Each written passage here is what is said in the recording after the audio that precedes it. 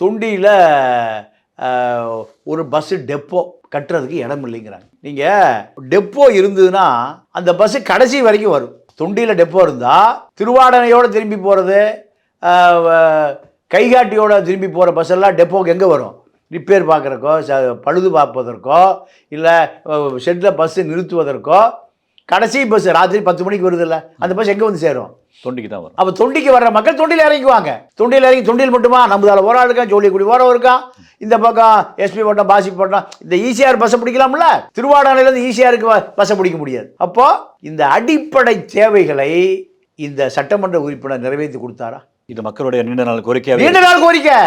ஏங்க பஸ் திருவாடானைக்கு வருதுங்க, கையாட்டிக்கு வருதுங்க, தொண்டிக்கு வர மாட்டேங்குது. அப்போ தொண்டி மக்கள் திருவாடானையிலிருந்து தொண்டி வர்றதுக்கு ராத்திரி பூரா பஸ் ஸ்டாண்ட் படுத்து கிடக்கணும். டெப்போ தொண்டியில் இருந்தால் பஸ் எங்கே வந்து செட்டில் ஆகும்?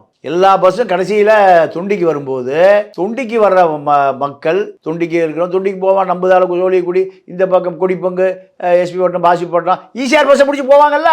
அப்போது இரவு பயணம் தொடரும். குழந்தை குட்டியோட மூட்டை முடிச்சா வர்றவங்க திருவாடானையில் பஸ் முடிஞ்சதுன்னு வச்சுங்க. அப்போ தொண்டிக்கு வர்றவங்க அவன் என்ன பண்ணுவாங்க? ராத்திரி பூரா பஸ் ஸ்டாண்டில் படுத்து கிடக்கு. இந்த முயற்சி திருவாடானைக்கு டெப்போ போயிடுச்சு, தொண்டிக்கு டெப்போ வரல. திருவாடானைக்கு டெப்போ தேவையா, தொண்டிக்கு டெப்போ தேவையா? தொண்டிக்கு தான் தேவை.